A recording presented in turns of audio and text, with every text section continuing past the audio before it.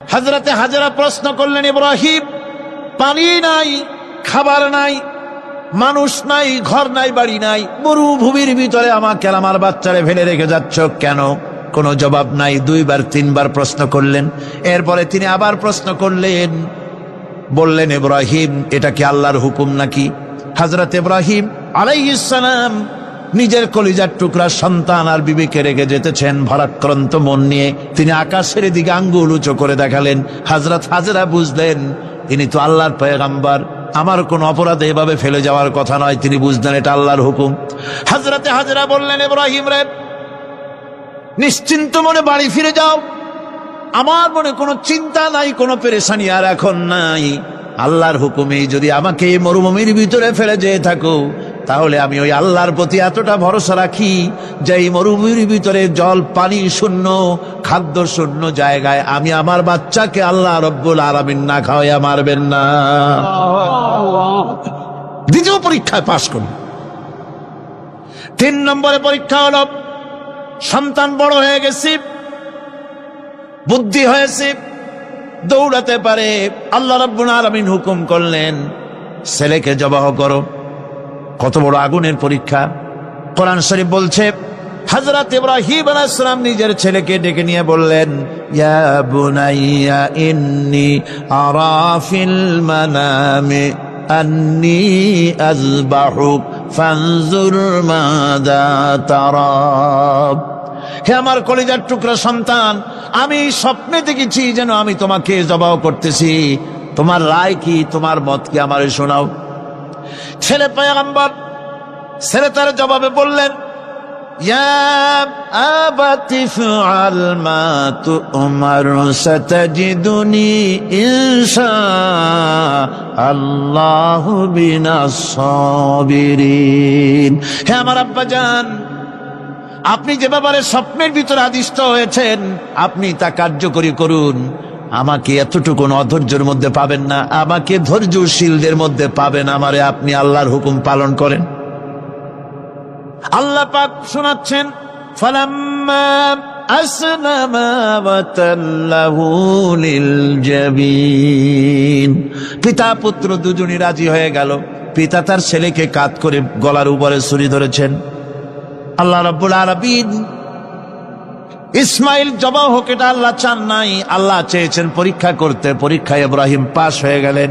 আল্লাহ পাক বলছেন, ওয়ানাদাইনাহু আইয়া ইব্রাহিম ক্বাদ সাদ্দাকতার রুইয়া ইন্না কাযালিকা নাজজিল মুহসিনিন। আমি ইব্রাহিমকে ডেকে বললাম, ইব্রাহিম, তুমি তোমার স্বপ্নকে বাস্তবে রূপ দিয়েছো, আর এভাবেই করি আমি মুহসিনিনদেরকে পুরস্কৃত করে থাকি। আল্লাহ পাক খুশি হলেন। আল্লাহ পাক বললেন, ইন্না হাযা লাবালাউল মুবিন। নিঃসন্দেহে এটি একটি বিরাট পরীক্ষা ছিল। ঠিক কি না? আল্লাহ নিজে বলছেন এটা একটি বিরাট পরীক্ষা, আজিম ইমতিহান। সে ইমতিহানে তিনি পাশ করলেন। পরীক্ষায় উত্তীর্ণ হওয়ার জন্য রব্বুল আলামিন পুরস্কার দিয়া দিলেন। আল্লাহ পাক বললেন, সালামুন আলা ইব্রাহিম। পড়েন সবাই, সালামুন আলা ইব্রাহিম। ইব্রাহিমের প্রতি আল্লাহ পাক বললেন, ইব্রাহিমের প্রতি সালাম রইল। সুবহানাল্লাহি ওয়া বিহামদিহি। হযরত ঈসা আলাইহিস সালামকে খ্রিস্টানেরা তারা বলেছে, ওয়াকালাতিন নাসারাল মাসীহু ইবনুল্লাহ। মসিহ হচ্ছে কার ছেলে? নাউযুবিল্লাহ। বলেন সবাই, নাউযুবিল্লাহ। তাকে যখন আল্লাহর ছেলে বলা হলো, আল্লাহর পুত্র বলা হলো, রব্বুল আলামিন তার জবাবে বললেন, ইন হুয়া ইল্লা আবদুন আনআমনা আলাইহি। তিনি তো একজন বান্দা, তিনি আমার বান্দা ছাড়া আর কিছুই নন। আমি তার প্রতি অনুগ্রহ করেছি। বান্দা, আমার বান্দা। আল্লাহ পাকের বান্দা হওয়ার ব্যাপারে কোন মানুষের লজ্জা থাকার কথা নয়। এমনকি আল্লাহ পাক ঈসা আলাইহিস সালাম সম্পর্কে বলছেন, লা ইয়াস্তানকিফাল মাসীহু আইয়াকুনা আবদান লিল্লাহি ওয়ালাল মালাইকাতুল মুকাররাবুন। মসিহ আল্লাহর বান্দা, তাতে কখনো বিন্দু মাত্র লজ্জা তিনি পোষণ করেন নাই যে আমি আল্লাহর বান্দা, আল্লাহর গোলাম। এটা একটা কথা হইল? এরকম লজ্জা তিনি পোষণ করেনি। এমনকি তার নিকটবর্তী ফেরেশতা যারা, তারাও আল্লাহর বান্দা গোলাম হওয়ার জন্য তাদের ভিতরে কোনো লজ্জা নাই। যারা নাকি আল্লাহর গোলাম, এই ব্যাপারে যাদের মধ্যে লজ্জার সৃষ্টি হয়, আল্লাহর গোলাম এটা কেমন কথা, বান্দা হওয়াটা কেমন কথা, যারা গোলামীকে অস্বীকার করে তাদের সম্পর্কে আল্লাহ পাক বলছেন, ওয়া মাইয়াস্তানকিফ আন ইবাদাতিহি ওয়া ইস্তাকবির ফাসায়াহশুরুহুম ইলাইহি জামিআ। কেউ যদি আল্লাহর বন্দেগী করার ব্যাপারে লজ্জা পোষণ করে, যদি লজ্জার কারণ মনে করে, অহংকার করে, গৌরব করে, তাহলে তারা পালাবে কোথায়, যাবে কোথায়? আমি কিয়ামতের দিন সবগুলিকে এক জায়গায় করে ফেলবো। সুতরাং আল্লাহ পাকের গোলামিতে আল্লাহ যে বান্দা বলে যখন ডাকেন, লজ্জার কোনো কারণ নাই। অহংকার যে করবে সে নিজেকে ধ্বংস করবে। আল্লাহ পাক সব নবীদেরকে নিজের বান্দা বলেছেন। নবীরা কি আল্লাহ পাকের বান্দা। হযরত ইউসুফ আলাইহিস সালাম সম্পর্কে আল্লাহ পাক বলছেন, কাযালিকা লিনাসরিফা আনহু আস-সুআ ওয়াল ফাহশা ইন্নাহু মিন ইবাদিনাল মুখলাসিন। এরূপই ঘটল যাতে আমি ইউসুফ আলাইহিস সালামকে, আমার বান্দা, তাকে আমি নির্লজ্জতা ইত্যাদি থেকে আমি রক্ষা করেছি। নিশ্চয়ই হযরত ইউসুফ ছিল আল্লাহ পাকের বান্দা, আল্লাহ পাকের আব্দ। রাসূল করিম সাল্লাল্লাহু আলাইহি ওয়াসাল্লাম তিনি হচ্ছেন সর্বশ্রেষ্ঠ আল্লাহর পয়গম্বর। তার থেকে শ্রেষ্ঠ নবী আর কি কেউ আছে? জোরে বলেন, আছে? তার থেকে মাহবুব, তার থেকে শ্রেষ্ঠ আল্লাহর কাছে আর কেউ নাই। সেই নবীকে আল্লাহ রাব্বুল আলামিন কোরআনে কারীমের ভিতরে তাকে আব্দ বলেছেন। কি বলেছেন? অনেকগুলি আয়াত আছে যে আয়াতের ভিতরে আল্লাহ পাক তার নাম নেন নাই, নবী বলেন নাই, রাসূল বলেন নাই, শুধু বলেছেন আব্দ। যেমন ফাআওহা ইলা আবদিহি মা আওহা। অতঃপর তার বান্দার নিকট যা ওহী করার ছিল তা তিনি করলেন। সেই বান্দাকে মুহাম্মদ সাল্লাল্লাহু আলাইহি ওয়াসাল্লাম। অন্য আয়াতে আল্লাহ পাক বলছেন, وأنه لما قام عبد الله يدعوه كادوا يكونون عليه لبدا। আর এই আল্লাহর বান্দা যখন নামাজ পড়তে দাঁড়িয়ে গেল, আল্লাহকে ডাকার জন্য যখন দাঁড়ালো, তখন লোকেরা তার উপরে ঝাঁপিয়ে পড়ল। ঝাঁপিয়ে পড়ার জন্য প্রস্তুতি গ্রহণ করলো। এখানে আব বলা হয়েছে কাকে? মুহাম্মদ সাল্লাল্লাহু আলাইহি ওয়াসাল্লামকে। এভাবে করে অন্য এক আয়াতে আল্লাহ পাক তার হাবিবকে আব বলছেন, বান্দা বলতেছেন, ইন কুনতুম ফি রাইবিম মিম্মা নাযালনা আলা আবদিনা। আমার বান্দার উপরে যে কিতাব নাজিল করেছি তাতে যদি তোমাদের কোনো সন্দেহ হয়। এই যে আমার বান্দার উপরে, ওই বান্দাকে বলেন সবাই? মুহাম্মদ রাসূলুল্লাহ সাল্লাল্লাহু আলাইহি ওয়াসাল্লাম। অন্য আয়াতে বলা হচ্ছে, তাবারাকাল্লাযী নাযালাল ফুরকানা আলা আবদিহি লিয়াকুনা লিল আলামিনা নাযীরা। অতীব বরকতপূর্ণ সেই মহান সত্তা যিনি তার বান্দার উপরে ফুরকান নাজিল করেছেন। কে সেই বান্দা? মুহাম্মদ সাল্লাল্লাহু আলাইহি ওয়াসাল্লাম। মেরাজের ঘটনা বলতে গিয়ে আল্লাহ রাব্বুল আলামিন বলতেছেন, সুবহানাল্লাযী আসরা বিআবদিহি লাইলাম মিনাল মাসজিদিল হারামি ইলাল মাসজিদিল আকসা। পবিত্র সেই মহান সত্তা যিনি তার বান্দাকে ইসরা করিয়েছেন। কে সেই বান্দা? মুহাম্মদ রাসূলুল্লাহ সাল্লাল্লাহু আলাইহি ওয়াসাল্লাম। সুতরাং আবদিয়ত, ইবাদত, গোলামি এটা হচ্ছে মানুষের জীবনের সবচেয়ে বড় মর্যাদাকর খেতাব, আল্লাহর পক্ষ থেকে আল্লাহর বান্দা হওয়া। গোলামি পরিপূর্ণরূপে হবে কেবলমাত্র আল্লাহ পাকের। এই গোলামির জন্যই আল্লাহ পাক আমাদেরকে সৃষ্টি করেছেন, অন্য কোনো কাজে আমাদেরকে সৃষ্টি করেন নাই। সেই জন্য আমাদেরকে গোলামি করতে হবে, আনুগত্য করতে হবে কেবলমাত্র কার বলুন তো? এই গোলামি যদি সঠিকভাবে করি, যদি বান্দারা যারা আল্লাহ পাকের বান্দা বলে গোলাম বলে নিজেদেরকে দাবি করে, যদি সঠিকভাবে ইবাদতটা করা যায়, তাহলে আল্লাহ তাদের জন্য কি ওয়াদা করেছেন শুনুন। দুনিয়ায় তাদেরকে আল্লাহ পুরস্কার দেবেন, আখেরাতেও দেবেন। এটা বন্ধ করুন। দুনিয়া এবং আখেরাতে আল্লাহ পুরস্কার দেবেন। সে পুরস্কারটা কি? দুনিয়ার পুরস্কারটা আগে শোনেন। আল্লাহ পাক বলেন, যারা আমার ইবাদত করবে তাদের ব্যাপারে আমার ওয়াদা শোনো। ওয়াদাল্লাহুল্লাযীনা আমানু ওয়া আমিলুস সালিহাতি লায়াস্তাখলিফান্নাহুম ফিল আরদি কামাস্তাখলাফাল্লাযীনা মিন ক্বাবলিহিম। তোমাদের মধ্যে যারা ঈমান এনেছে এবং সৎ কাজ করেছে, আল্লাহ রাব্বুল আলামিন তাদের ব্যাপারে আল্লাহর ওয়াদা হচ্ছে, আল্লাহর প্রতিজ্ঞা হচ্ছে, আল্লাহ ওয়াদা করতেছেন তাদেরকে জমিনের উপরে প্রতিষ্ঠিত করবেন। যেমন করে তোমাদের পূর্বপুরুষদেরকে প্রতিষ্ঠিত করা হয়েছিল, ওইভাবে তোমাদেরকে প্রতিষ্ঠিত করা হবে। সুবহানাল্লাহ। প্রতিষ্ঠিত করা হবে মানে রাষ্ট্র ক্ষমতা দেওয়া হবে। কি দেওয়া হবে? যদি গোলাম হও, যদি কি হও? গোলাম। আল্লাহ পাক বলছেন শুধু তাই নয়, আমি আমার দিনকে যারা প্রতিষ্ঠা করবে, আমার গোলামেরা যদি, আমার বান্দারা সঠিকভাবে যদি আমার গোলামি করে, ঈমান আনে, আমলে সালেহ করে, নেক কাজ করে, আমি তাদেরকে রাষ্ট্র প্রতিষ্ঠার সুযোগ করে দেব। আর তাদের জন্য ভীতির পরিবর্তে, সন্ত্রাসের পরিবর্তে শান্তি কায়েম করে দেব। সুবহানাল্লাহ।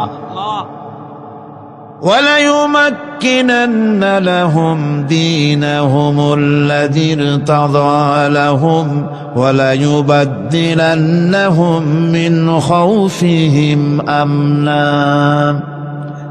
তাদের দিনকে তারা নিজেদের জন্য যা পছন্দ করেছে অবশ্যই তিনি তা কায়েম করে দিবেন, এবং সন্ত্রাস আর ভীতির পরিবর্তে আল্লাহ নিরাপত্তা দান করবেন। জোরে কোন সুবহানাল্লাহ। সন্ত্রাস বন্ধ হবে, চুরি, ডাকাতি, জেনা, ব্যভিচার সব বন্ধ হয়ে যাবে। তোমরা ক্ষমতায় থাকবে, তোমরা ডমিনেটেড হবে না, তোমরা ডমিনেট করবে। গোটা পৃথিবীকে শাসন করবে, শাসিত তোমরা হবে না। আর ভীতির পরিবর্তে নিরাপত্তা তোমরা লাভ করবে। কি করলে? ইয়াবুদুনানি লা ইউশরিকুনা বি শাইআ। সুতরাং তারা যেন আমার ইবাদত করে এবং আমার সঙ্গে যেন কাউকে শরীক না করে। আল্লাহ বলছেন, তোমরা যদি আমার সাথে শরীক না করো, ইবাদতের মধ্যে কাউকে যদি শরীক স্থাপন না করো, আর যদি তোমরা আমার ইবাদতটা সলিড ভাবে আমার জন্যই করো, তাহলে রাষ্ট্র ক্ষমতা তোমাদের হাতে আসবে, সন্ত্রাস নির্মূল হবে, শান্তি প্রতিষ্ঠিত হবে। এই হচ্ছে দুনিয়ার পুরস্কার। এটা কিসের পুরস্কার? আর আখিরাতের পুরস্কারের কথা বলা হচ্ছে, وَمَن يُطِعِ اللَّهَ وَرَسُولَهُ وَيَخْشَ اللَّهَ وَيَتَّقِهِ فَأُولَئِكَ هُمُ الْفَائِزُونَ। যে ব্যক্তি আল্লাহ এবং রাসূলের আনুগত্য করেছে, আল্লাহকে ভয় করে চলেছে, তার গজব থেকে বেঁচে রয়েছে, সেই হচ্ছে সফল কাম। সফল কাম মানে কি? কিয়ামতের দিন আল্লাহ পাক তাদেরকে জান্নাত দান করবেন। আল্লাহ পাক তাদেরকে কিয়ামতে কি দিবেন? জান্নাত দিবেন, চিরস্থায়ী শান্তির জায়গা, সেই জান্নাত লাভ করা যাবে। আজ ইবাদতের এই যে গুরুত্বপূর্ণ ইবাদত, এই ইবাদতের ভুল অর্থ সমাজের ভিতরে ছড়িয়ে আছে। সাধারণ মানুষও ভুল করেছে, অসাধারণ মানুষেরাও ইবাদতের ভুল অর্থ করে ভুলের মধ্যে নিমজ্জিত আছে বিরাট সংখ্যক লোকেরা। সাধারণ মুসলমানেরা তারা যে ভুলটা করলো ইবাদতের অর্থ করতে গিয়ে, সেটা হলো এই, সাধারণ লোকেরা মনে করলো কয়েকটা অনুষ্ঠানের নাম হচ্ছে ইবাদত, নামাজ, রোজা, হজ, যাকাত, সাদকা, ফিতরা, এর নাম হলো ইবাদত। অনুষ্ঠান শেষে তারা নিজেদেরকে স্বাধীন মনে করলো। তারা আল্লাহ পাকের প্রত্যেকটি আইনের ধারাকে লঙ্ঘন করল। বছরে একবার রোজা রেখে, বছরে 1 মাস রোজা রেখে মনে করলে ইবাদত শেষ, 5 ওয়াক্ত নামাজ পড়ে মনে করলে ইবাদত শেষ। আমি প্রশ্ন করি, 5 ওয়াক্ত নামাজের নামই যদি হয় ইবাদত, 5 ওয়াক্ত নামাজের নামই ইবাদত, এটাই যদি হয়, তাহলে 5 ওয়াক্ত নামাজ পড়তে সময় লাগে কত? উজু টুজু করে বড় জোর 1-1.5 ঘন্টা সময় লাগে 5 ওয়াক্ত নামাজ পড়তে। তো এর নাম যদি হয় ইবাদত, তার অর্থ কি দাঁড়াবে? অর্থ দাঁড়াবে আপনি 24 ঘন্টার ভিতরে 1 থেকে 1.5 ঘন্টার জন্য আল্লাহর গোলাম, বাকি 22 ঘন্টার জন্য শয়তানের গোলাম হতে কেউ রাজি আছেন? রোজার নামই যদি হয় শুধু ইবাদত, তাহলে তার অর্থ দাঁড়াবে বছরের ভিতরে 1টা মাসের জন্য আপনি আল্লাহর গোলাম, আর 11 মাসের জন্য শয়তানের গোলাম হতে কেউ রাজি আছেন? তাহলে বিষয়টা কি? বিষয়টা হচ্ছে নামাজ, রোজা, হজ, যাকাতি শুধুমাত্র ইবাদত নয়, আনুষ্ঠানিক ইবাদত তো বটেই, কম্পালসারি ইবাদত তো বটেই, কিন্তু শুধুমাত্র নামাজ, রোজা, হজ, যাকাত ইবাদত শুধুমাত্র নয়, এগুলি হচ্ছে ইবাদতের পার্ট, ইবাদতের অংশ। বরং জীবনের সব ক্ষেত্রে আল্লাহর হুকুমকে মানার নামই হচ্ছে, ভাই আমার, একদিকে নামাজ রোজা করছে, অন্যদিকে আল্লাহর আইনের প্রতিটি ধারাকে লঙ্ঘন করে চলছে, মিথ্যা ওয়াদা করে, মিথ্যা কথা বলে, সুদ খায়, ঘুষ খায়, জেনা করে, এরপরে অন্যের হক নষ্ট করে, প্রতিবেশীর হক নষ্ট করে, হারাম মাল খায়, হকদারের হক নষ্ট করে, প্রতিবেশীর হক নষ্ট করে, জিন্দা মুর্দা মানুষকে নিজের জন্য শক্তিধর বলে মনে করে, 1 টুকরা রুটির জন্য অথবা 1 ফোঁটা 1 ঘটি পানির জন্য কাফেরের কাছে হাত পেতে দাঁড়ায় থাকে। এই যদি অবস্থা হয়, এটাই যদি হয় ঈমান, আর এটার নামে যদি ইবাদত হয়, তাহলে এই পৃথিবীর মুসলমানের আজ লাঞ্ছিত কেন? আল্লাহর ওয়াদা কি মিথ্যা? নাউযুবিল্লাহি মিন যালিক। আমাদের ইবাদত যদি ঠিক হয়, যদি সত্যিকারের ইবাদত যদি আমরা করে থাকি, তাহলে ক্ষমতায় ইমানদারেরা নাই কেন?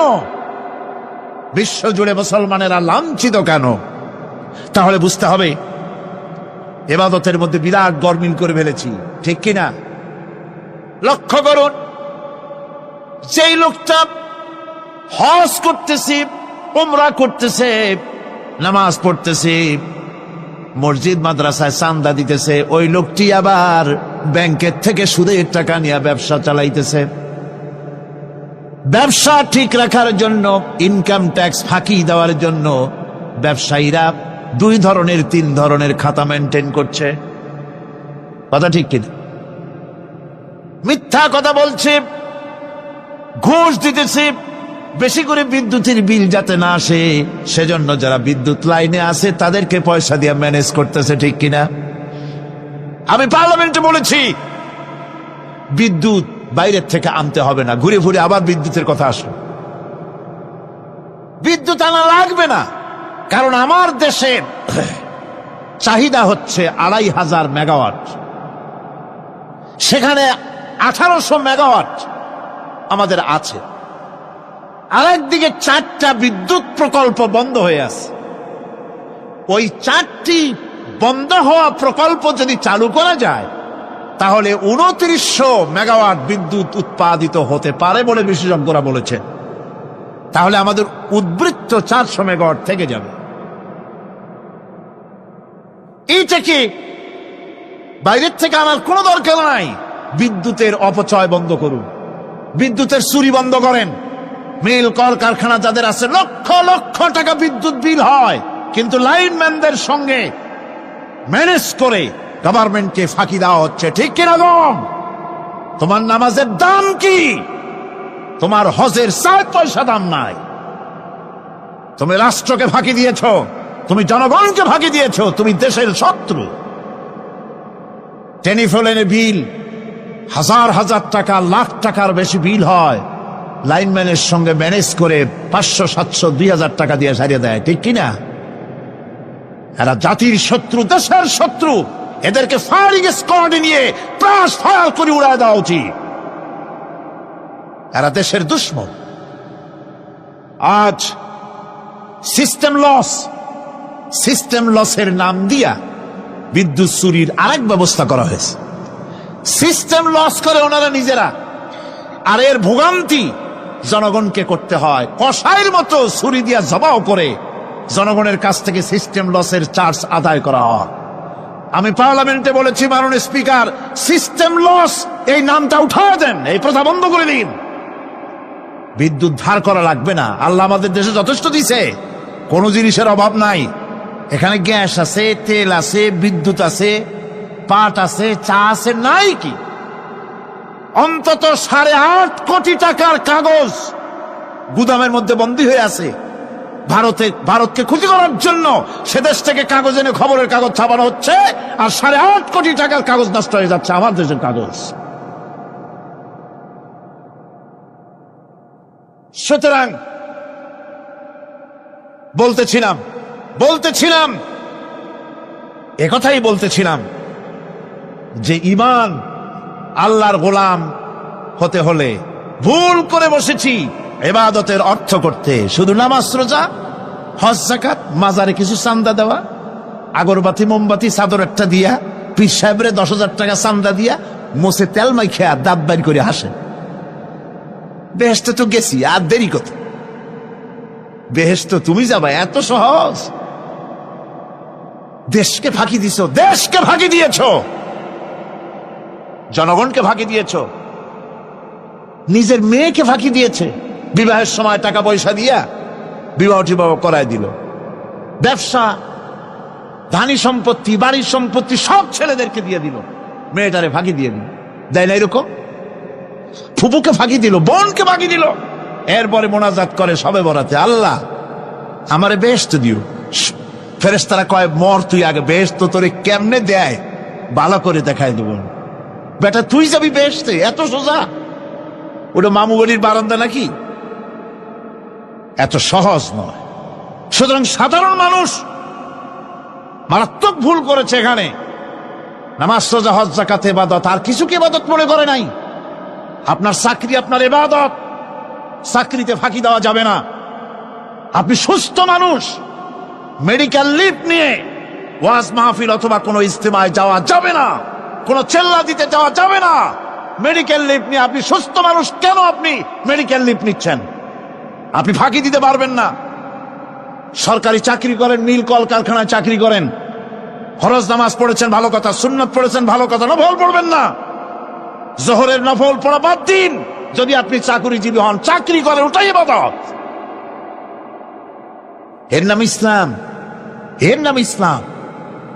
গভর্নমেন্ট যে বেতন দেয় সেই বেতনের উপরে সন্তুষ্ট থাকুন, ঘুষ খাইয়েন না। যদি বেশি বেতন লাগে গভর্নমেন্টের কাছে দাবি জানান যে আমাদের বেতন বাড়ায় দাও। ঘুষ খাবেন কেন? হারাম। জোরে কোন এটা কি? এই ঘুষের টাকা মাজারে দিয়া, পীরেরে দিয়া আল্লাহরে খুশি করবেন, এত সহজ না, এত সহজ না। সেই জন্য আমি সব ভাইদের খেদমতে আরজ করব, ইবাদত হচ্ছে জীবনের সব ক্ষেত্রে গোলামি, সকল ক্ষেত্রে গোলামি। চাকরিতে, অফিসে, আদালতে, কলকারখানায়, ক্ষেত খামারে, পার্লামেন্টে, সেক্রেটারিয়েটে, সেনানিবাসে, স্কুলে, কলেজে, বিশ্ববিদ্যালয়, সর্বত্র গোলামি কার? আল্লাহ পাকের। রিজকে হালাল করতে হবে, উপার্জনকে হালাল করতে হবে, সত্যিকারের আল্লাহর গোলাম হতে হবে। এক্ষেত্রে ইবাদতের অসাধারণ ব্যক্তি যারা, তারাও এক শ্রেণীর অসাধারণ ব্যক্তিরাও ভুল করে বসছেন। তারা যে ভুলটা করলেন ওটা হচ্ছে, তারা তাসবিহ, জায়নামাজ, খানকাহ, হুজরাখানা এর ভেতরে বসে জিকির আজগার করাটাকেই জীবনের জন্য আল্লাহর ইবাদত মনে করে নিলেন। আল্লাহর বান্দারা যখন অনাচার ব্যভিচারে লিপ্ত, আল্লাহর আইনের পরিবর্তে যখন মানুষের তৈরি করা আইন চলছে, চেচনিয়া, বসনিয়া যখন মানুষদেরকে জবাও করা হচ্ছে, বসনিয়ার মুসলমান সন্তানদেরকে যখন জবাও করা হয়, কাশ্মীরের স্বাধীনতাকামী মুসলমানদের অধিকার হরণের জন্য তাদের উপরে যখন বন্য হায়নার মতো, পশুর মতো যখন ভারতীয় শত্রু সৈন্যরা যখন হামলা চালায়, সোমালিয়ার মানুষগুলি যখন না খেয়ে তাদের হাড়, পাঁজরার হাড়গুলি যখন বেরিয়ে যায়, তখনও যদি আপনি খানকার ভেতরে থেকে তসবি পড়েন আর তাহাজ্জুদের নামাজ পড়ে কপালে দাগ লাগান, এই অন্যায়ের বিরুদ্ধে যদি সোচ্চার না হন, আপনার এই তসবির কোনো দাম নাই। আপনাকে সোচ্চার হতে হবে, আপনাকে অন্যায়ের বিরুদ্ধে খাড়া হতে হবে। একদিকে তাহাজ্জুদের নামাজ তো পড়বেনই, জিকির তো করবেনই, কোনো সন্দেহ নাই। আর একদিকে সিংহের মতো অন্যায়ের বিরুদ্ধে গর্জে উঠতে হবে। তাতে যদি প্রয়োজন হয় মুজাদ্দেদ আল ফেসানির মতো কারারুদ্ধ হন না কেন, সেটাই কিসমত, সেটাই তকদীর। হক কথা বলতে হবে। এই জন্য আমার বারবার মনে পড়ে আজকের এক শ্রেণীর লোক আমাদের দেশে এক শ্রেণীর লোক বাইরের থেকেও আসে, বিদেশ থেকেও আসে, নামের আগে আওলাদে রসুল লাগান। ফেদায়ে রসুল, মুজাহিদে মিল্লাত, আওলাদে রসুল। আজীব, তুমি আওলাদে রসুল যদি হবে, তাহলে তুমি যে দেশের মানুষ, সেই দেশে মুসলমানদের যখন জবাহ করা হয়, পার্লামেন্টে কথা বলে বেরিয়ে আসো না কেন? তোমার জেল হয় না কেন? কংগ্রেসের সেন্ট্রাল বডির সদস্য হয়ে আওলাদে রসুল লাগাইয়া বাংলাদেশের রাজনীতিতে নাক গলাতে দেওয়া হবে না। এরা কংগ্রেসের পা চাটা গোলাম। এদেরকে চিনতে হবে, যারা আমার দেশে এসে মুসলমানদের মধ্যে বিভেদ সৃষ্টি করতে চায়। আমার মুসলমান ভাইয়েরা, সুতরাং আজকে আমাদেরকে বুঝতে হবে, নামের আগের 14 হাত লম্বা বিশেষণ দেখে ভুললে চলবে না। কথা মনে থাকবে, এরা কংগ্রেসের গোলাম। বাবরি মসজিদ যখন ভেঙে ফেলা হলো, তখন তো কোন আওলাদে রসুলের নাম তো শুনি নেই। তখন তো নামটা শুনছি ওই বুখারী বেটার, বাপের বেটা ইমাম বুখারী। তিনি বলেছেন, আমি ভারতের দিল্লির জুমা মসজিদের ইমাম শুধু নই, আমি ভারতের 18 কোটি মুসলমানের ইমাম। বাবরি মসজিদকে গড়ে দিতে হবে। কোরআন শরীফের বিরুদ্ধে যখন কলকাতা হাইকোর্টে কেস করা হয়েছিল কোরআনকে ব্যান করার জন্য, সেদিন তো কোনো আওলাদ রসুলের নাম শুনি নাই।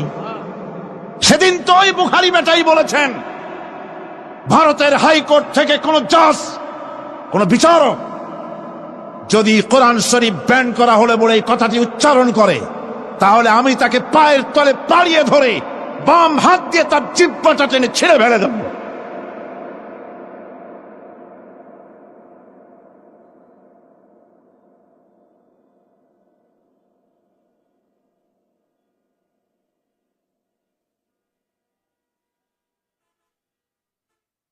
বন্ধুগণ, সুতরাং আমাদেরকে বুঝতে হবে, বসুন, বেয়াদবি করবেন না, বসেন। আমাদেরকে বুঝতে হবে, খানকায় শুধু জিকির আজগার করলেই চলবে না। হযরতে শাহজালাল রহমতুল্লাহ আলাইহি এক হাতে ছিল তরবারি, আর এক হাতে ছিল কোরআন। লড়াই করেছেন। হযরতে শাহ মখদুম, হযরতে খান জাহান আলী, হযরতে খাজা মুঈনুদ্দিন চিশতি আজমেরি রহমতুল্লাহ আলাইহি, হযরতে মুজাদ্দিদ আল ফিসানি রহমতুল্লাহ আলাইহি। মুরিদের বাড়ি জম্মের খাওয়া খাইয়া পেটটা কুমিরের মতো বড় করে নাই। জেল খেটেছে হক কথা বলতে গিয়ে। বাপের বেটা হও, নিজের দেশে কথা কও। বাংলাদেশে এসে তারপরে জনগণের টাকা লুটপাট করার কাউকে অধিকার দেওয়া হবে না। আমার বন্ধুগণ, আল্লাহর ওলি যারা, তারা এভাবে করে জনগণের খেদমত করেছেন, কথা বলেছেন। সুতরাং শুধু জিকির আজগার করলেই হবে না, হক কথা বলতে হবে স্পষ্ট করে। এটাই হলো ইবাদতের হক আদায় হবে যদি সত্যিকারের হক কথা বলা যায়। অসাধারণ ব্যক্তিরা ময়দানে কথা বলবেন, হক কথা বলবেন, অন্যায়ের বিরুদ্ধে সোচ্চার হবেন। আর সাধারণ জনগণ কথা ও কাজের মিল করবেন, নামাজ রোজা হজ যাকাত করবেন যার কথা মতো, রাজনীতি অর্থনীতি সমাজনীতি করবেন সেই আল্লাহর কথা মতো। তাহলেই সত্যিকারের মুসলমান হওয়া যাবে। কথা বুঝে আসছে কিনা ভাই? কথা বুঝে আসছে কিনা? একটু জোরে সরে জিকির করেন, লা ইলাহা ইল্লাল্লাহ, লা ইলাহা, লা ইলাহা ইল্লাল্লাহ। আরো জোরে,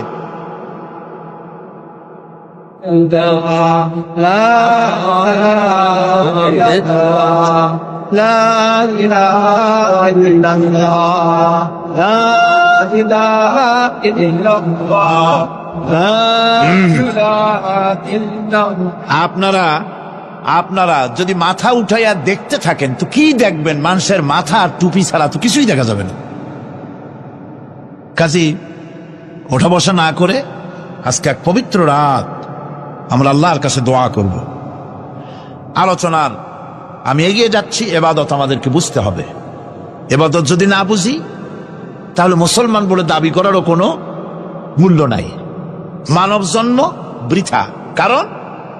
কারণ হচ্ছে আল্লাহ রাব্বুল আলামিন বলেছেন, মা খালাকতুল জিন্না ওয়াল ইনসা ইল্লা লিয়াবুদুন।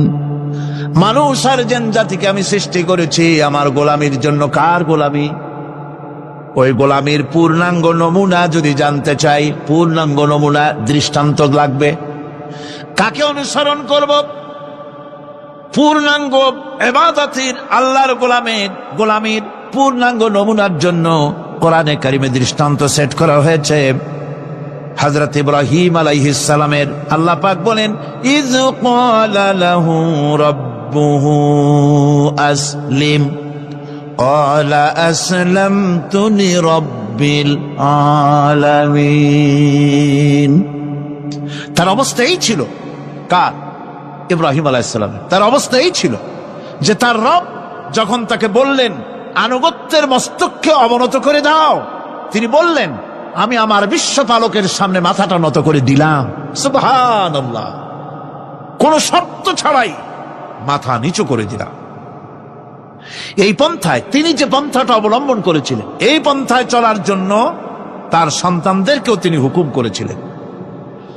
ووصى بها إبراهيم ببنيه ويعقوب يا بني إن الله اصطفى لكم الدين فلا تموتن إلا وأنتم مسلمون। ইয়াকুব এবং ইব্রাহিম আলাইহিস সালাম তার সন্তানদেরকে এই উপদেশ দিয়েছিলেন যে তিনি বলেছিলেন, হে আমার সন্তানেরা, আল্লাহ ছাড়া তোমাদের জন্য আল্লাহ পাক এই দ্বীনকে মনোনীত করেছেন। আল্লাহ পাকের আনুগত্য করবে, তার দ্বীনের প্রতি সারেন্ডার করবে। আর খবরদার মুসলমান না হয়ে যেন তোমরা মরে যেও না। মৃত্যু মুসলমান অবস্থায় থাকবে, অর্থাৎ মৃত্যু পর্যন্ত থাকবে কি অবস্থায়? মুসলমান অবস্থায়। أم كنتم شهداء إذ حضر يعقوب الموت إذ قال لبنيه ما تعبدون من بعدي। ইয়াকুব আলাইহিস সালাম তার মৃত্যুর সময় জিজ্ঞেস করেছিলেন, ও আমার সন্তানেরা, আমার মৃত্যুর পরে তোমরা কার ইবাদত করবে, তার কার গোলামি করবে? তারা জবাব দিলেন, ক্বালু نعبد إلهك وإله آبائك إبراهيم وإسماعيل وإسحاق إلها واحدا ونحن له মুসলিমুন। নিঃসন্দেহে আমরা ইবাদত করব, গোলামি করব আপনার রবের, আপনার পিতার রবের, এবং আল্লাহর ইবাদত করব। আপনিও আপনার পূর্বপুরুষ ইব্রাহিম, ইসমাইল যে আল্লাহকে ইবাদত করেছে, সে আল্লাহ পাকের ইবাদত আমরা করব এবং তার অনুগত হয়ে থাকব। দাসত্ব এবং দাসত্বের গোলামির পূর্ণাঙ্গ নমুনা হচ্ছেন হযরত ইব্রাহিম আলাইহিস সালাম। আল্লাহর গোটা জমিন যখন শিরকের অন্ধকারে ডুবে গিয়েছিল, তখন হযরত ইব্রাহিম আলাইহিস সালাম তাওহীদের আলো জ্বালিয়ে দিয়েছিলেন। এই নিবেদিতদের ইমাম হিসাবে আল্লাহ পাক তাকে ঘোষণা দিলেন। কোরআনে কারীম বলছে, وَإِذَا ابْتَلَى إِبْرَاهِيمَ رَبُّهُ بِكَلِمَاتٍ فَأَتَمَّهُنَّ قَالَ إِنِّي جَاعِلُكَ لِلنَّاسِ إِمَامًا। ইব্রাহিমকে তার রব কয়েকটি বাক্য দিয়ে পরীক্ষা করলেন এবং তিনি সেই পরীক্ষাগুলোতে পাশ করলেন। তখন আল্লাহ রাব্বুল আলামিন তাকে বললেন যে আমি তোমাকে গোটা বিশ্ব মানবতার জন্য, গোটা বিশ্বের সমস্ত মানুষের জন্য আমি তোমাকে নেতা বানাবো। সুবহানাল্লাহি ওয়া বিহামদিহি। প্রথম পরীক্ষা হলো, গতকাল বলেছি, সে আগুনের পরীক্ষা। সেখানে আল্লাহ পাক তাকে পাশ করালেন, তিনি পাশ করলেন। দ্বিতীয় পরীক্ষা ছিল বিবি এবং নবজাতক সন্তানকে নিয়ে আল্লাহ হুকুম করলেন, এই বিবি আর বাচ্চারে নিয়ে মরুভূমিতে রেখে আসো। মরুভূমিতে যেখানে ঘর নাই, বাড়ি নাই, সেই জায়গায় বিবি এবং বাচ্চাকে রেখে যাওয়ার সময় তিনি বললেন, রব্বানা ইন্নী আসকানতু মিন যুররিয়াতি বিওয়াদিন গায়রি যী যারইন ইনদা বাইতিকাল মুহাররাম।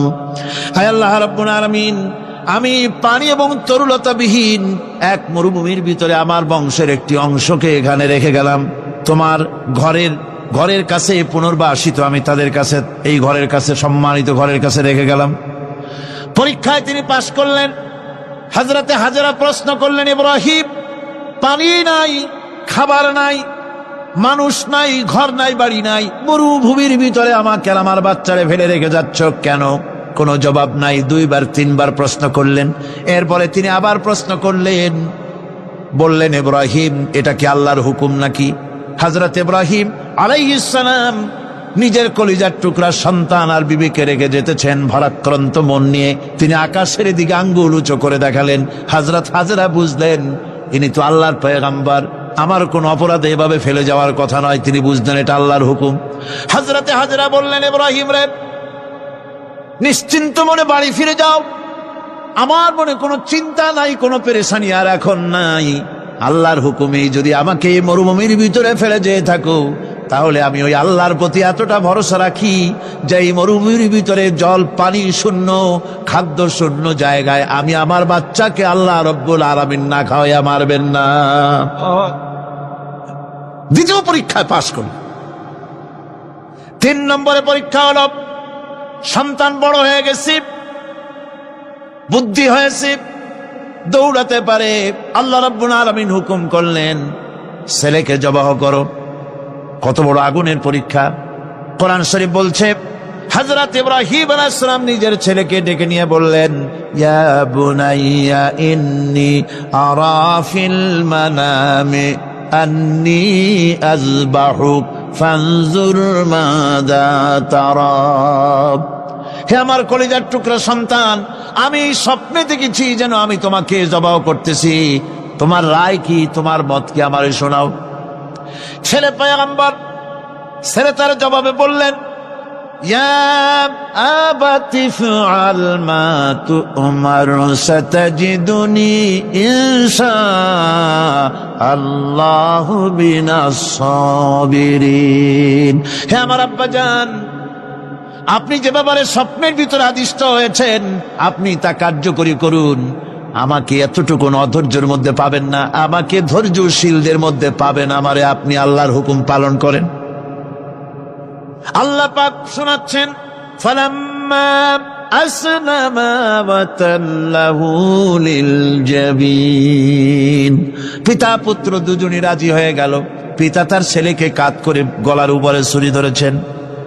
আল্লাহ রাব্বুল আলামিন ইসমাইল জবাহ হোক, এটা আল্লাহ চান নাই, আল্লাহ চেয়েছেন পরীক্ষা করতে। পরীক্ষায় ইব্রাহিম পাশ হয়ে গেলেন।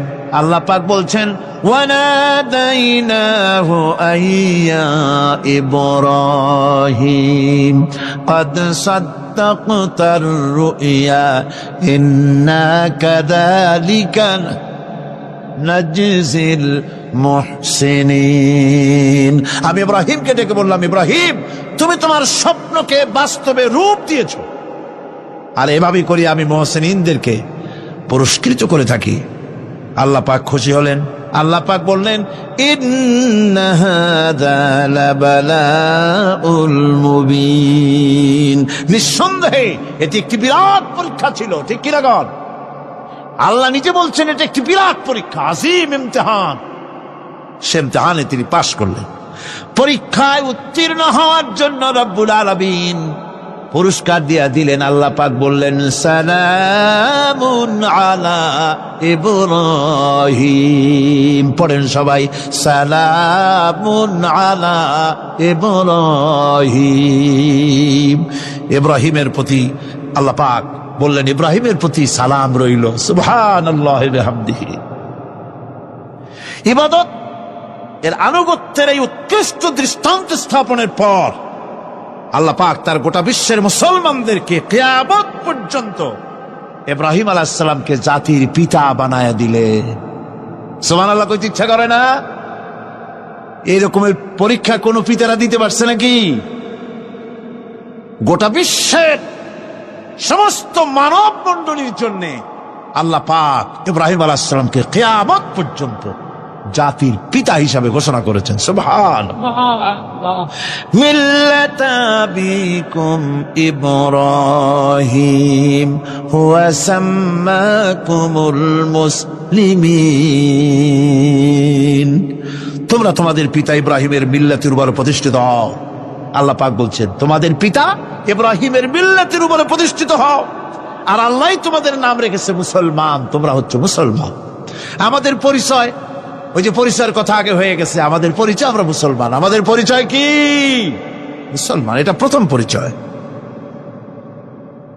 ইবাদতের পূর্ণাঙ্গ মাপকাঠি হিসেবে আল্লাহ পাক হযরত ইব্রাহিম আলাইহিস সালামকে দুনিয়াবাসীর সামনে পেশ করেছেন। কোরআন বলছে, ইহুদি এবং খ্রিস্টানেরা মুসলমানদেরকে বিভ্রান্ত করতে চায়। তারা বলে, ওয়াকালু কুনু হুদান আও নাসারা তাহতাদু কুল বাল মিল্লাতা ইব্রাহিম হানিফা ওয়া মা কানা মিনাল মুশরিকিন। ইহুদিরা বলে, ইহুদি হও তবেই তোমরা সঠিক পথ পাবা।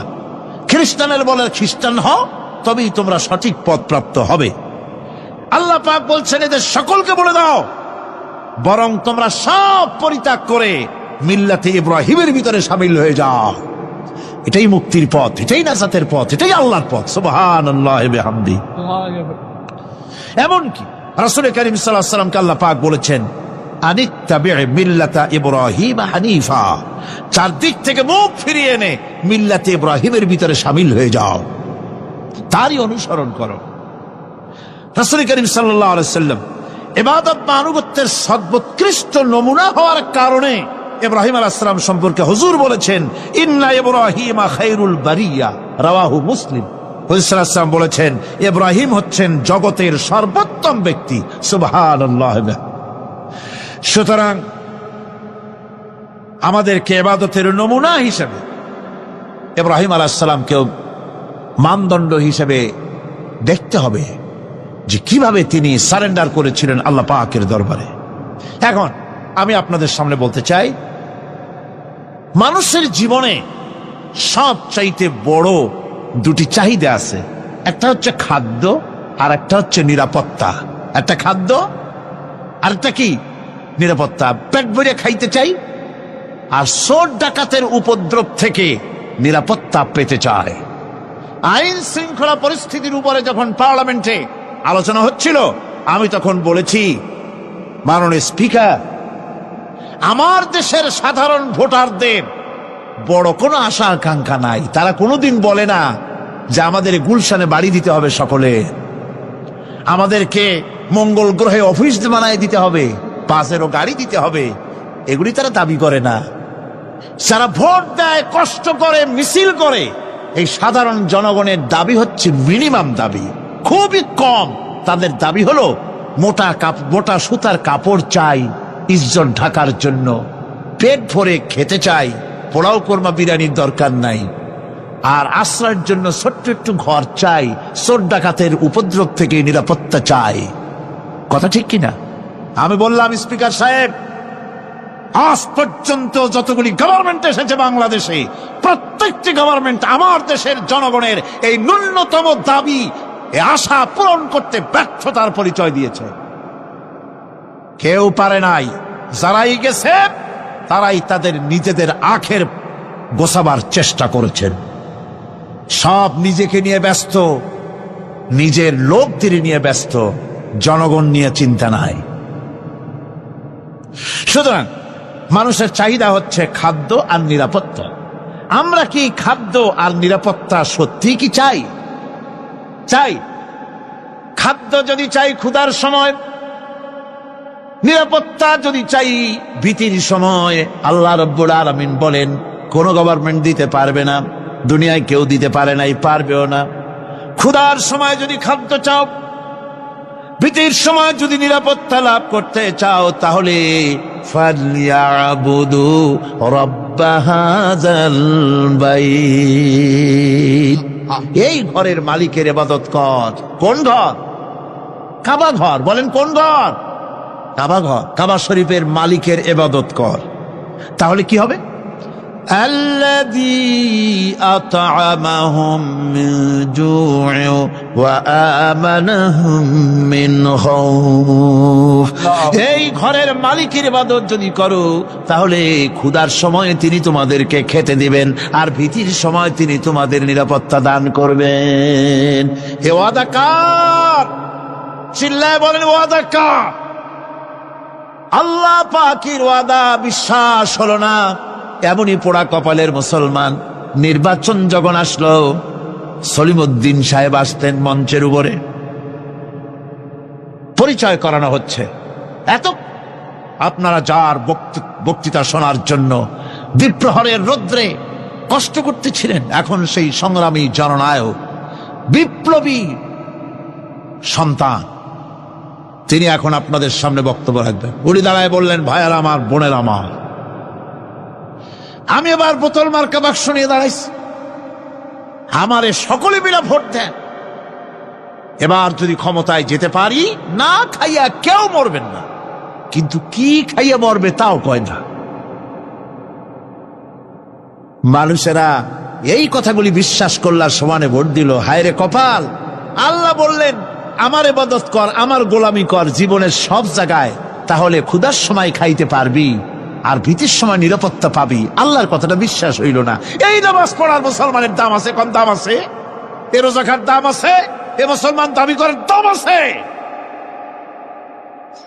আল্লাহ রাব্বুল আলামিন তিনি পরিষ্কার করে বলছেন, এই ঘরের মালিকের ইবাদত করো, তিনি ক্ষুধার সময়ে খেতে দিবেন, আর তিনি তোমাদেরকে ভীতির সময় নিরাপত্তা দান করবেন। চাউলের অভাব হবে না, পাটের অভাব হবে না, খাদ্যের অভাব হবে না, কারণ দুটি জিনিস যদি তোমরা করতে পারো, খাবারের অভাব হবে না। ওয়ালাউ আন্না আহলাল কুরা আমানু ওয়াত্তাকাউ লাফাতাহনা আলাইহিম বারাকাতিম মিনাস সামাই ওয়াল আরদ। দেশের লোকেরা, জনপদের লোকেরা যদি দুইটা কাজ করে, এক নম্বরে হলো আমার উপরে ঈমান আনবে, দুই নম্বরে হলো আমাকে ভয় করার নীতি অবলম্বন করে যদি চলে, তাহলে ওই দেশের মানুষের জন্য আকাশ আর জমিনের সব বরকতের দরজা আমি আল্লাহ খুলে দেব। আল্লাহর ওয়াদা। আল্লাহ পাকের নিকট মানুষের সবচাইতে বড় দাবি কি? আল্লাহর কাছে মানুষের সবচাইতে বড় দাবি কি করতে পারেন? আল্লাহ পাকের কাছে মানুষের শ্রেষ্ঠ দাবিটা আল্লাহ নিজেই শিখাই দিয়েছেন। আমার কাছে দাবি কর, ইহদিনাস সিরাতাল মুস্তাকিম। আয় আল্লাহ, একটা সোজা, একটা সরল রাস্তা আমারে দাও, একটা সহজ পথ আমারে দাও। এই কথা সূরা ফাতিহা দাবি করার পর আল্লাহ রাব্বুল আলামিন এই অভিনন্দনের জবাবে, 7টা বাক্যের অভিনন্দনের জবাবে আল্লাহ রাব্বুল আলামিন 30 পারা কোরআন শরীফ নাজিল করে দিলেন।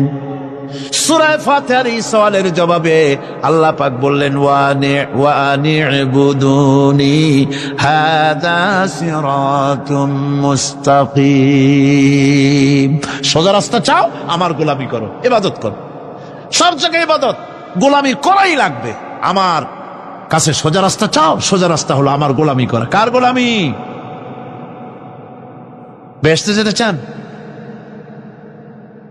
আমি আস্তে জিজ্ঞেলাম বলে আপনারও আস্তে জবাব দিলেন। বেহেশতে যেতে চান? সুবহানাল্লাহ। এমন কোন মানুষ আছে নাকি যে বেহেশতে যেতে চায় না? মদ খোরও যাইতে চায়। সবাই, আমরা সবাই বেহেশতের আশা করি, ঠিক কিনা? আল্লাহ রাব্বুল আলামিন বলেন, বেহেশতে যদি যেতে চাও তাহলেও ইবাদত করা লাগবে, ইবাদত ছাড়া জান্নাতে যাওয়া যাবে না। ফাদখুলি ফি ইবাদি ওয়াদখুলি জান্নাতি। সর্বপ্রথম আমার বান্দার মধ্যে দাখিল হয়ে যা, আমার গোলামির মধ্যে দাখিল হওয়া, আমার গোলাম হয়, এরপরে আমার জান্নাতে চলে যা। আগে গোলাম হবি, তারপরে কোথায় যাবি? জান্নাতে যাবে। আগে গোলাম হ, আগে গোলামির খাতায় নাম লেখা, আগে সত্যিকারের আমার বান্দা হ, গোলাম, এরপরে জান্নাতে যাওয়া যাবে। জান্নাতে যাইয়া আল্লাহর সাথে কি দেখা করতে চাই? আল্লাহর সাথে দেখা করতে চাই। আল্লাহ রাব্বুল আলামিন বলেন, ফামান কানা ইয়ারজু লিকা রাব্বিহি ফালইআমাল আমালান সালিহান ওয়া লা ইউশরিক বিইবাদাতি রাব্বিহি আহাদা। তোমাদের মধ্যে যদি কেউ আল্লাহর সঙ্গে, তার রবের সঙ্গে যদি কেউ দেখা করতে চায়, তাহলে সে যেন ভালো ভালো কাজ করে, নেক কাজ করে, আর তোমার রবের সাথে অর্থাৎ আল্লাহ রব্বুল আলামিনের সাথে ইবাদতের মধ্যে যেন কাউকে শরীক না করে।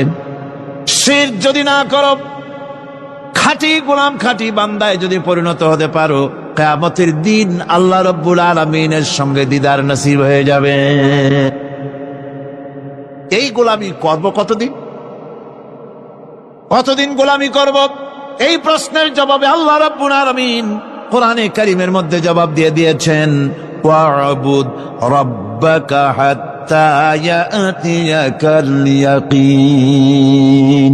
মৃত্যু পর্যন্ত, যতক্ষণ না নাক দিয়ে শেষ প্রশ্বাসটি, নিঃশ্বাসটি বেরিয়ে যাচ্ছে, ততক্ষণ পর্যন্ত আনুগত্য, গোলামি সবটা হবে কার? জোরে চিল্লায় এখন কার? এই গোলামি জীবনের সব ক্ষেত্রে করতে পারলে আমরা মুসলমান, আর করতে না পারলে মুসলমান নামে মুনাফিক। না পারলে কি? মুনাফিক। বন্ধুগণ, ইয়াকা না'বুদু পর্যন্ত বলে ওয়া ইয়াকা নাস্তাইনের কথাটা শোনাচ্ছি। সূরা ফাতিহার ভিতরে আমরা পড়ি, পড়েন আমার সাথে, ইয়াকা না'বুদু ওয়া ইয়াকা নাস্তাইন। আয় আল্লাহ, একমাত্র তোমার গোলামি করি আর একমাত্র তোমার কাছে সাহায্য চাই। তুমি ছাড়া কারো কাছে সাহায্য? এটা কি ঠিক? এটা কি আমাদের মনের কথা, ইমানের কথা? আল্লাহ করুন, আল্লাহ করুন, বলি আমিন। হাদিস শরীফে বলা হয়েছে, ইজা সাআলতা ফাসআলিল্লাহ ওয়া ইজা ইসতাআনতা ফাসতাইন বিল্লাহ। কিছু চাইতে হলে আল্লাহর কাছে চাও, কিছু বলতে হলে, ভিক্ষা করতে হলে আল্লাহর কাছেই ভিক্ষা করো। কার কাছে ভিক্ষা করবেন? আল্লাহর কাছে বলুন। আমার বন্ধুগণ, আমি আমার ঈমান থেকে কথা বলি, আমি আমার ঈমান থেকে কথা বলি। কোরআন এবং হাদিস পড়ে যতটুকু আল্লাহ বোঝার তৌফিক দিয়েছেন, সেই কথাগুলি পেশ করার জন্য চেষ্টা করি। বন্ধুগণ, এদিক ওদিক কোনো দিকে না ঘুরে মসজিদে যান, মসজিদে গিয়ে নামাজ পড়েন, আর আল্লাহর কাছে হাত পেতে আল্লাহরে বলেন। সেজদা গিয়া যখন রব্বুল আলামিনের দরবারে কিছু চাইবেন, হুজুরের কাছে জিজ্ঞেস করা হয়েছে, হুজুর, বান্দা কখন আল্লাহর নিকটবর্তী হয়ে যায়?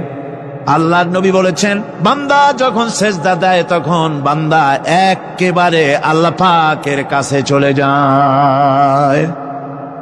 আল্লাহর কাছে চান, যা দরকার, ছেলে নাই, মেয়ে নাই, বউ নাই, অথবা চাকরি নাই, প্রমোশন চাই, ব্যবসায় উন্নতি চাই, যা দরকার কাকে বলবেন?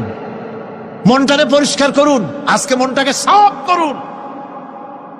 সমস্ত দুর্বলতা থেকে মনকে উঠায় আনো, বিশ্বাস করো যা চাওয়ার যা বলার সবটা আল্লাহর কাছে। কার কাছে? আমি তার গোলাম। আমি কার গোলাম? আল্লাহ ছাড়া কারো কাছে আমার অভিযোগ তুলবো না, সবটা বলবো আল্লাহর কাছে।